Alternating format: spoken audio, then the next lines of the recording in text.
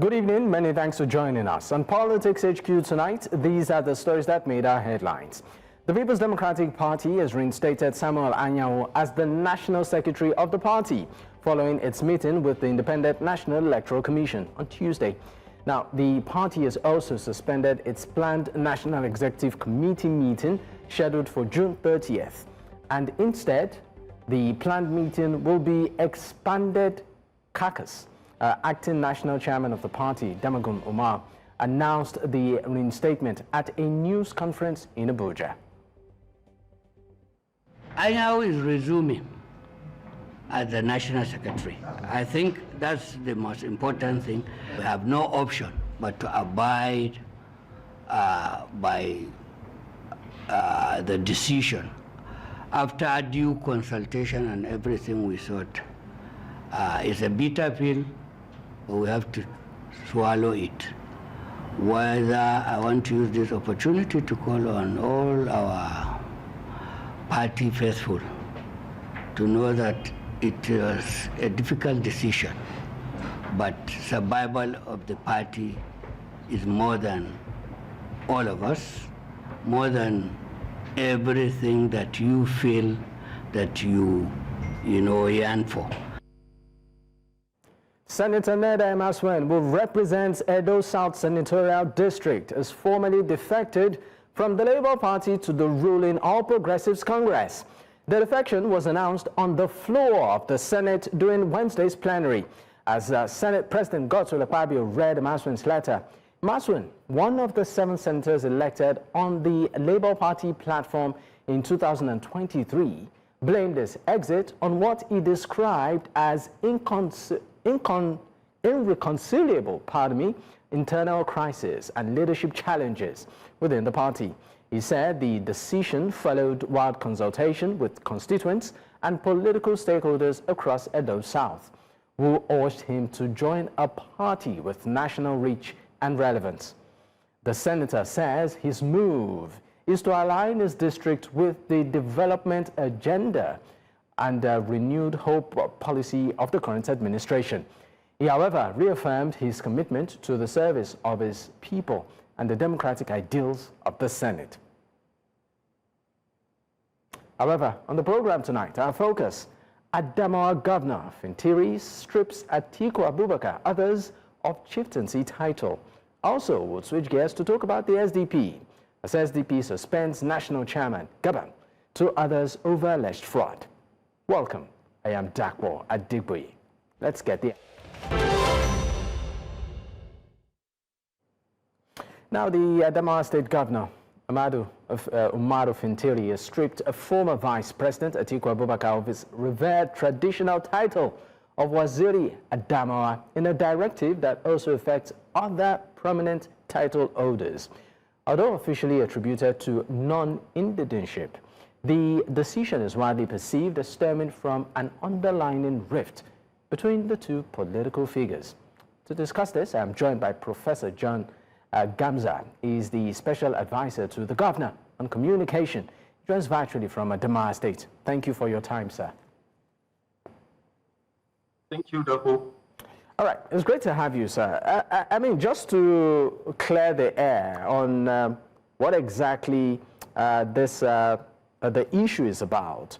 We know that the former vice president and also presidential candidate of the People's Democratic Party in 2023, President Alhaji Atiku, has been stripped of this very, very revered title. Many attribute this to be political. Is there any iota of truth to this? I think the entirety of that casting is fundamentally wrong. There's nothing like stripping. There is no official letter from anywhere stating that exactly as the media is trying to portray.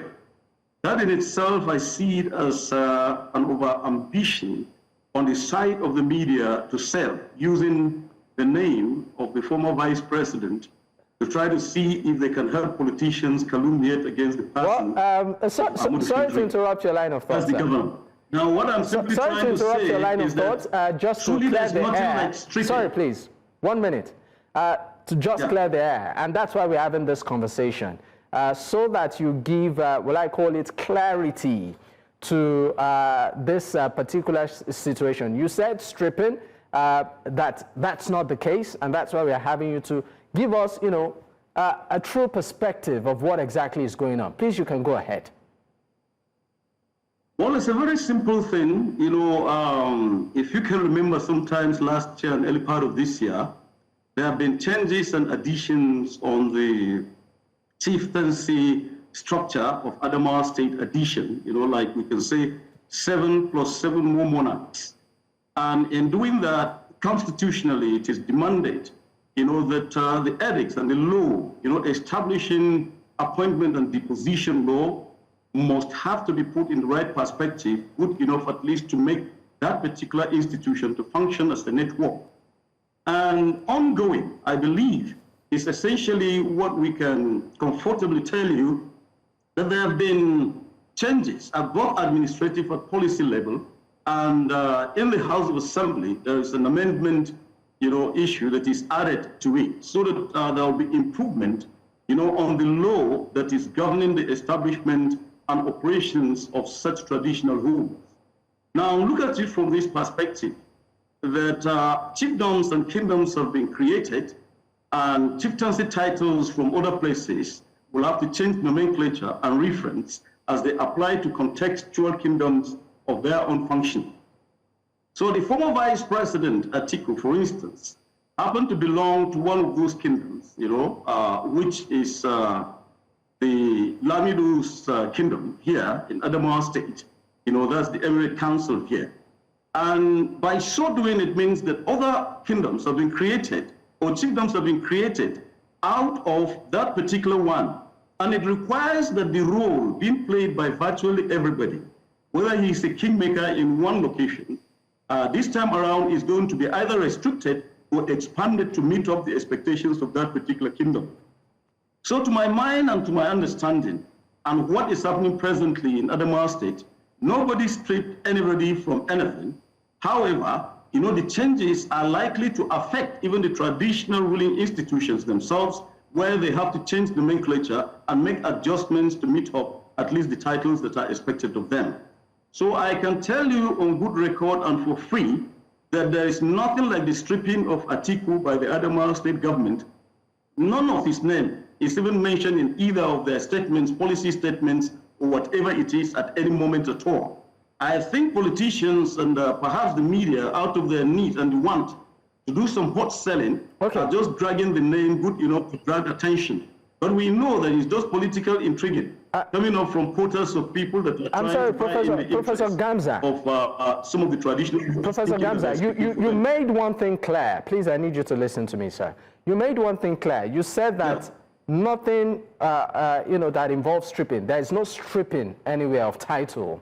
So is it okay to say that he still retains that title, or, he's been given another title? So, so what's going on in terms of, this particular title as, attributed to the former vice president? You said he's not been stripped. So, as of now, how should he be addressed, from a traditional perspective? Well, I'm speaking on behalf of the government, and the title given to him is given to him by a traditional ruler, that is the Lamido of Adamawa, as the Waziri of that particular kingdom or that particular emirate. So essentially, as far as the government of Adamawa State is concerned, it is totally an exclusive preserve of the emirate itself to stand in and to say whether they've stripped him or not. But for the government of Adamawa State, there's nothing like that. What you have that is perhaps commanding the semblance of that, like I told you earlier, is the worry of certain people that are trying to make political capital out of it and to make noise, perhaps for media insincerity, in the reportage of the entirety of the whole thing, suggestive of the fact that he's been stripped. I assure you there is nothing like stripping. He is one person that I believe that the policy document would have been recommending at any moment that certain changes be made from the traditional ruling institutions, at least good enough to either change his nomenclature or to make him operate within the confines of where he's supposed to belong. It is a simple thing. Now, let me just give you this example. An emirate is created in Fofore, with an emir that operates in that place. Earlier on, it used to be part of the Emirate Council in Yola, and now there is an addition to that particular thing. Now, the addition comes with adjustments, that have to go in with the fact that there are demands that some of these kingdoms and some of these emirates will have to also determine who their kingmakers are and who their governing council members are, at least in the process of trying to make things work right.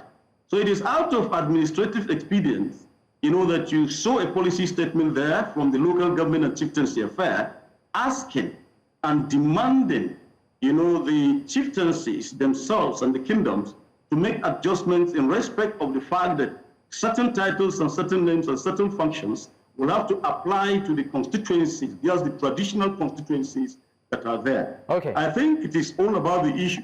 Okay. Yes. All right, no problem with that. But my next question to you, sir, is you've tried to give some sort of context as to what this new law arrangement is all about.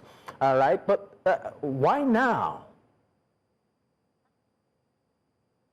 Well, there is no time to do the right thing. And if you are in Adamawa State and you get to understand our composition, you are talking about a place with more than 70 ethnicities. Now at a go, you have about 14 traditional rulers, covering the domain, and expediently doing what their constitutional rule is supposed to be like. So in that given, I assure you that it's just part of the ongoing transformation things that the governor is doing to ensure that things really work right and the traditional institutions get improved and put to operate in a better perspective. There are quite a number of reasons, and one of them being the need to unite them. Two, to avoid what is called succession vacuum. Three, to make the chieftaincy law more effective and operational, and to avoid cross-cultural clashes, that exist in some cases, and then to make these traditional rulers definitely play their constitutional role more effectively. So in so doing, this government has programmed to do these things, and it is not because of any political thing trying to reduce anybody. By the way, if, for instance, the VP is a political juggernaut of the environment, what will a title do to him? At this moment, it has nothing to do to him, because the government of Adamawa State is not involved in any way in the process of mentioning him out or singling him out for the stripping of the title in quotes, as some people are speculating. Most essentially, what I can assure you presently is the fact that this program is ongoing and it is consistent with the expectations of this particular government to reposition and empower the traditional institutions, build in confidence in them, and avail them the opportunity to operate more constitutionally upright in such a way that they can help build the nation. People are not here in our state to know how much these traditional rulers contribute towards building of peace and making it right, at least for our own state to develop. And I believe that with the activation, with the invigoration, with the putting in of more of them, at least to the space of traditional rulership, we're getting it right, to the simple fact that all of them are going to restructure good enough to make up what is expected of them, at least to meet the demands of bringing unity and promoting cultural expectation to the people of Adamawa State. All right, Professor John Gamza, we'll go on a quick break. When we return, we'll dwell more on this and look at other related issues. Do stay with us, we'll be right back. Many thanks for staying with us. It's still Politics HQ on News Central Television. I still have my guest with me. Professor John Ngamza is the special advisor to the governor of Adamawa State on communications. Thank you for your time, sir. Thank you. All right. Let's stray slightly away from the core of the conversation today and talk about the relationship between the former Vice President Alhaji Atiku Abubakar and the current governor of the state, Governor Fintiri. Let me just put it straight to you. Would you say it's cordial?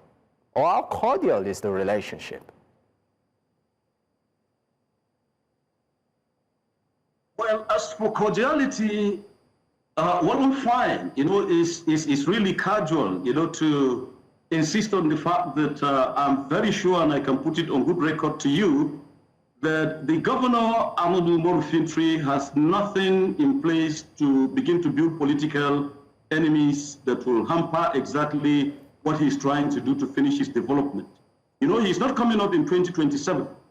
But basically, as you will get to understand, that politics is something that changes. Politics is something that is never static, and politics you can shift grounds and friends to make up issues. More strictly, as far as I'm concerned, at the level of political convenience, you will accept with me that Ahmadu Fintiri is a great figure, in helping to build the PDP as a political party, and he's serving in there as the chairman of the National Convention that is about to come up very soon. But when you look at where, on my own personal interpretation, the former vice president is getting, perhaps his balance, of political operation is not within the PDP itself, given his maneuvers. So basically, you will understand and you will accept the fact that whether we like it or not, we'll give this interpretation, that maybe they are not on the same track or to some extent. That is not official. But I'm just trying to tell you that when it comes to human relations, when it comes to personal relationship, don't forget that, the governor of Adamawa, is highly accommodating and he respects the VP, on good order. And to the extent that you will even accept with me that presently, if that cordiality is not there, the son of the VP wouldn't be serving in the EXCO, of Governor Ahmadu Fintiri presently. Now, his son is the current commissioner of works in the state here. Okay. And that tells you that just to be clear on that. Just to be clear on that, you said the son open to development. Just to get that correctly, sir. You said the son of the. Except people. Yes. You said the son of the former vice president of the country, that's Alhaji Atiku Abubakar, is currently serving in the cabinet of the Adamawa State Government. Yeah, he's presently serving in the cabinet. Okay. Yes, as Commissioner for Works of Adamawa State. Okay. And he's doing well. And I'm sure his father is pleased with him. If you can say that there are political differences, I think people outside will not be insinuating or trying to indict Governor Ahmadu Fintiri, on issues of this kind of thing. I think he's the most politically open person, highly affable and welcoming. Definitely he knows his track and he goes above them, with precision and calculation. So it is wrong, at least to say that he is never welcoming or he's never open at all, to the vice president of Nigeria. All right. I mean, to the former vice president. Okay, let's move away from this and talk about the People's Democratic Party as a whole, which of course the governor is a member of. The PDP did reinstate Sam Anyao as the secretary of the party, and we know that this issue has been part of the issues, or one of the many issues that has plagued the party and resulted in internal crisis. Some have even left the party because of these multiple issues. I mean, your reaction as a state government to the recent developments we are seeing from the PDP is the Adamawa State Government, which of course we know that its principal is a member of the party. What's his take on what is happening within the PDP? As of now that I'm telling you, my governor is engaged in trying to work out and place the PDP itself in the right position. He is a stakeholder out of where he has proved himself to be somebody that lives to the true expectation of what PDP can deliver. Now, if you move around northern Nigeria, I assure you Nigeria, if you ever have the privilege of coming around, if not for the fact that he is in the PDP, he is likely not to give exactly the kind of infrastructural development he has put in place here, at least to make things be. So I assure you that he is a conscientious member of the party, and he is doing all he can, in the true spirit of wanting to build, and therefore also those that see the benefit, the citizens of Adamawa State, and those in government and outside, will give you the testimony of the fact that he has provided himself, with a space to be an able leader that can lead and to give people direction. So I assure you that at this moment in Adamawa State, it will be a tall ambition for any kind of a movement to come around to sway people from what they've seen, you know, as the governor is placing in terms of development. That in itself is part of it. But I think he has not given also the aspect of working to ensure that he unites the party, he puts vigor into the party, and he brings out that which will make the party to look much more national in outlook, and also to give the expectation, you know, that will definitely make the party to belong. You know, Nigerians, no hard rule about the fact that somebody can be here today and they can be there tomorrow. But I tell you that those that live by the true democratic expectations of what the party can do are there making it, and they will continue to do it in such a way that the governor is also contributing in making sure that there is unity and development as far as the party network is concerned. That in itself, to me, is where I start, is why I understand that we're going on as a government. All right, because you talk about unity and development, you know, within the People's Democratic Party, but that is not what we see. For some Nigerians who are following, you know, developments within the People's Democratic Party, it appears, I've said it on this program using this, you know, description, that it appears like the umbrella is really leaking. And I mean, this is, of course, proven with the gale of defections that we are seeing. So you talk about a party that, you know, is repositioning itself pretty strong. But looking at 2027, what are the chances of the People's Democratic Party with what we are seeing now, even though we know that the administration of Adamawa State is a member of the party? Sorry, it's really raining around here and there are a lot of obstructions. I cannot get to hear you very well. Okay, so what I'm asking basically... I'm finding it difficult to get exactly the last thing you say. Okay, so... However, if I might just decide to continue talking while our listeners are on, let me assume that you're talking about, you know, where our own political expectations and contributions, you know, are going to be when Fintiri is perhaps no longer the governor. But I assure you that he has built quite a number of things good enough and put up structures, and he is building every man at least to ensure that that leadership thing continue, at least to be. So I'm sorry, I'm finding it difficult with the audio coming from your direction. Okay. So perhaps maybe we need a break so that I can insert some earphones and see if I can give you exactly what you require. Okay, maybe at this point we'll just go on a quick break so that we can sort out the technical audio issues. Once we'll return, we'll definitely pick up. Stay with us, we'll be right back. The conversation has taken center stage in the last 4 years, including a suit challenging the decision of the former governor of Kaduna State, Nasir El-Rufai, bordering on the change in designation of local chiefs and their chiefdoms, mainly from the southern part of Kaduna State. Also in the conversation is the former Director General of the National Human Rights Commission, Chidi Odinkalu, who claimed the ex-governor persecuted Christians by signing the law which he said balkanized their traditional institutions. Reacting to this, the media aide to ex-governor El-Rufai, Muyiwa Adekeye, had recently accused human rights lawyer Chidi Odinkalu, accusing him of lying and misleading the public over the actions of the former governor. In a swift reaction, leaders from the southern Kaduna extraction countered Adekeye and used the opportunity to appeal to the current governor of the state to repeal the law and review several policies of the former governor, which they say are non-inclusive and discriminatory. The chief bears the name of his ethnic group. It is historical. That is something that has evolved based on our traditions, our customs, our laws, and the ways of doing things, our governance processes, our traditional governance processes. You understand? So El-Rufai said, no, we must be like Hausa or Fulani chiefs. No, he didn't do it for political gain. He did it out of the insidious hate that he has for the people of Southern Kaduna. He wanted to humiliate them. On 20 June, images of a purported resignation. Many thanks for staying with us. It's still Politics HQ on News Central Television, and we are looking at this moment at recent developments in Adamawa State, where, of course, Nigeria's former Vice President and also 2023 presidential candidate of the People's Democratic Party, Alhaji Atiku Abubakar, as a result of, a new law in the state is a traditional title as the Waziri.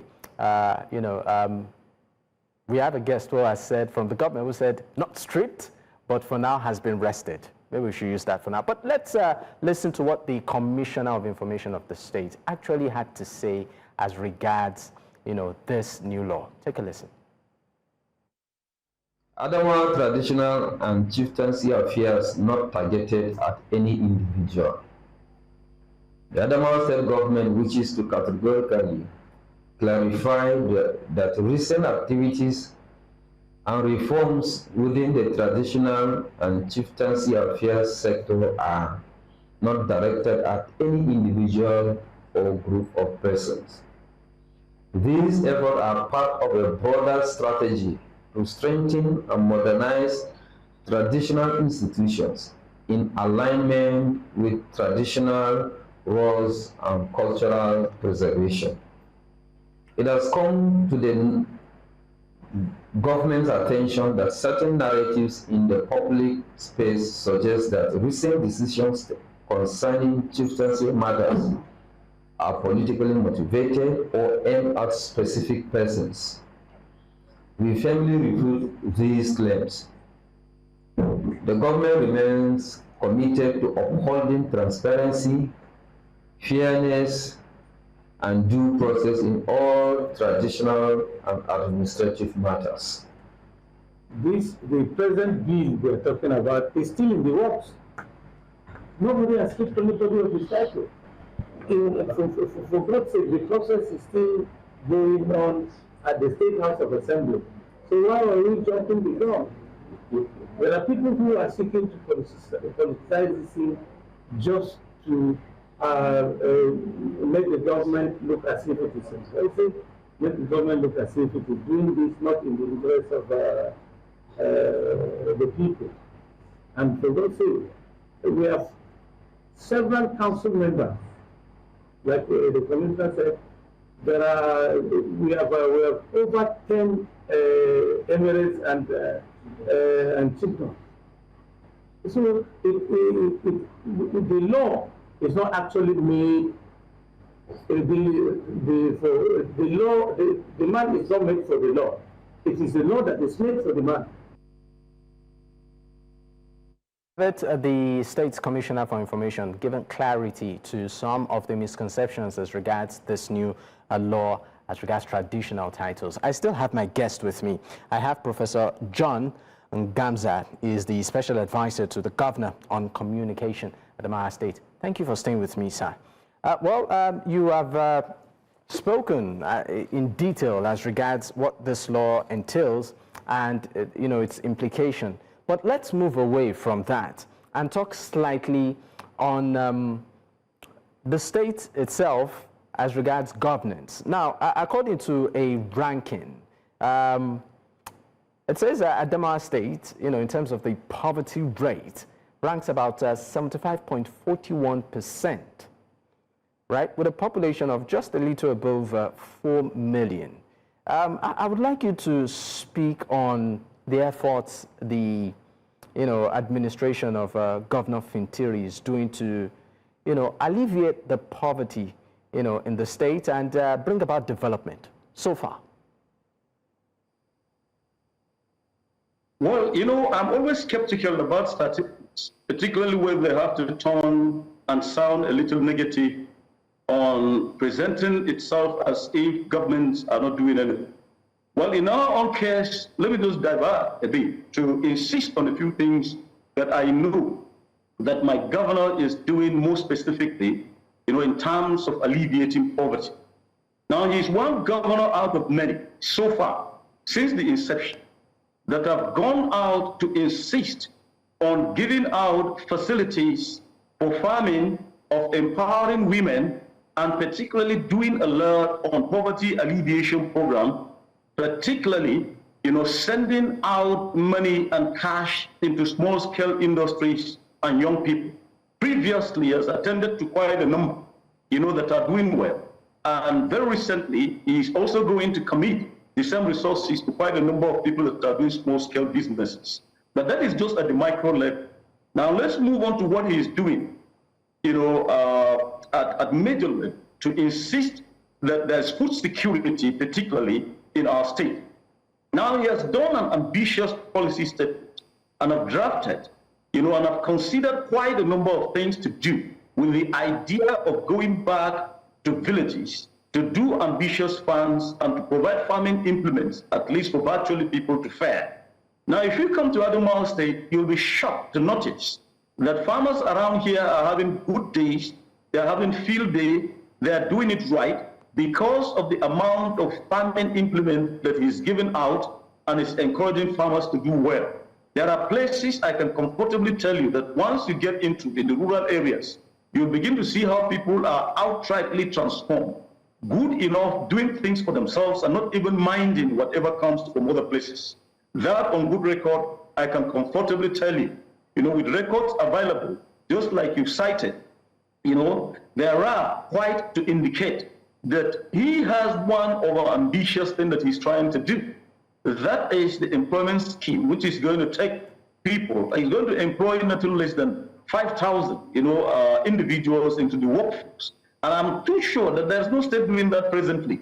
He has taken his time to insist on not only that, but equipping the civil servants good enough with what it is. He's the first to talk about the minimum wage, and he's the first to implement. And he's the first to consistently keep paying his salaries. Professor Ngamza, sorry, I need to come in here. Professor, I apologize for interrupting your line of thought, but you seem to sort of elaborate more on the impact the governor is making in the agricultural sector of the state. But we also understand that there's also the issue of insecurity, part of which also involves farmers-herders conflicts.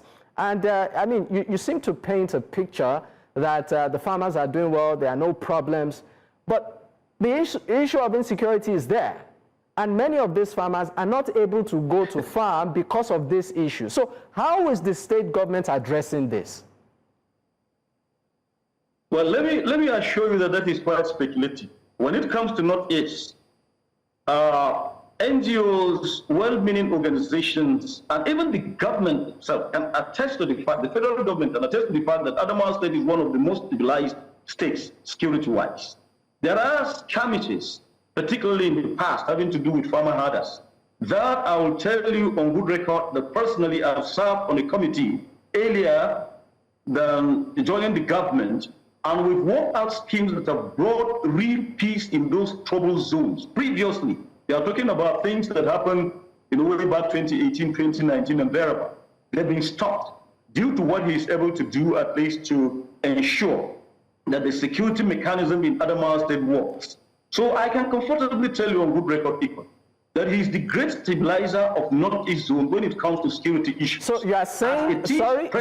So you are saying, I can comfortably tell you that all the information about farmer herders are not there. Farmers are doing what they should, and traditional ruling institutions are helping to build that particular confidence. So what you are saying right now, just because we are managing time, sir. The system effective. So what you are saying, so what you are saying now, so what you are saying now, sir, is that Adamawa State has 0 cases of farmers-herders clash. What about activities of the Boko Haram? Well, activities of the Boko Haram, people sit from away and get skirmishes that are just fallouts from Borno State and some aspects of, and some parts, particularly Borno State. And we know that we've had some small skirmishes and interruptions here and there, but they've not been without efforts to curtail them. Presently, I can assure you, I can comfortably tell you that it's on Gumbi and some places in Madagali that are being taught once in a while, and that is expected. But it's not like they come to harass people and to stay there. All those things about BH, I give you on good record and confidence that our security services, particularly in Adamawa State, mentioned them. The Army, the DSS, the police have been hand in glove with the governor, doing all that is necessary. There are options which definitely you will not get to know. But except if a small incident does occur, people blow it as if it's something that is reoccurring. But it is not. I tell you that the governor is sitting on his nerves and work is being done, and our security services, particularly at our own state level, particularly the CP, the brigade commander, you know, the commandant of the DSS and the civil defense, they are in unison. You can visibly see what they're doing. And I assure you, very soon, you are even going to see what the governor is going to do in terms of supporting them logistically. That he has done previously, and he is comfortably taking care of them, and therefore we're seeing the results in good places. All right, Professor Ngamza, we'll go on another break. Once we return, we would, of course, be wrapping up with our final thoughts on this matter. Stay with us, we'll be right back. Thanks for staying with us. It's still Politics HQ on News Central Television. I still have my guest with me. Professor John Ngamza is the Special Advisor to the Governor of Adamawa State on Communication. Thank you for your time. And just before we wrap up, sir, I'm going back to the issue of the gale of defection that we are seeing, you know, across political party. The People's Democratic Party seems to be the worst hit with this defection, seeing governors jump ship, citing, you know, several reasons. One of it is the internal crisis within the People's Democratic Party. So I'm going to put this question directly to you, sir. I mean, you represent the governor. I'm going to just ask you straight. So when will Governor Fintiri defect? Well, I think it's $1 million question or naira question. But I assure you that presently what he's doing is working hard to ensure that he builds the political party that he gave him the flag, at least upon which he contested. And so far at political level, I can assure you that there is no arrangement so far. When we get there, we'll cross the bridge. But I tell you on good record that such is not even what is disturbing the president. He's focusing rather on what he's going to do to move the state from where it is ahead of where it is going. I mean, something good enough for you one day if you can just stroll into Yola and have a look at how the state capital is transformed and how our schools are built and how peace is coming back and how people are united and how there is even improvement in the traditional ruling institution, good enough, harmonizing, uniting people and building cultures. I think that is just what is ahead of him. For the idea of defection, this, left, right, and whatnot, let's give it a time and see what it is. But the Fintiri I know is a resolute politician that has his own able calculation, that can stand out there and do that which is right. And he never misses his own calculation anytime he goes out to do it. So he is the kind of leader we can trust. You know, at the end of the day, even if he says, okay, let's start from another party, well and fine, I assure that the people of Adamawa State will go with him. But for now, I tell you on good record, he's working hard to ensure that PDP is organized, PDP is united, and things are done in the right frame, at least do that which is right. All right, just before I let you go, I mean, talking about the efforts of your principal, the governor of the state, ensuring that the party, that's the People's Democratic Party, is organized and it's back on track and maybe properly positioned ahead of 2027. What would you make of the activity and the role of the FCT Minister Imaseun in the party, sir? Would you say that his membership, retained membership in the party, is really helping the party stay united or otherwise? You know, Wike is an interesting political engine. I call him an engine because he's somebody that knows his tracks, he moves on them, and he does that which is right, at least to get his own political calculations right. I admire him from afar. But what I'm simply trying to say is you really cannot move into the future without looking at the past. Certain things happened in PDP that gave him the reason to react, to belong to where he is. But since he has not come out outrightly to say that he is no longer with the PDP, I think it is for us just to engage unnecessary divination to try to know what's on his mind. That in itself, let me just say, is part of the Nigerian calculation of political maneuvers, you know, that will give us an interesting end, you know, when at the end of the day, we can get exactly what he wants. Well, I know he stays on a very good track with quite a number of people in the PDP. The governor he produced out there, the PDP, And whatever it is, we also have to understand that he's been in an APC government. Does not mean that he's a card-carrying member of the APC itself. So it is just part of what governments are. They can decide to pick anybody from any political party, at least to come up and give them the best. Because the era of politics is no longer politics, but development of what government is. So I know that out of fair play, we can forgive Wike, for instance, and allow him to be until the time when it is good for him to take the track.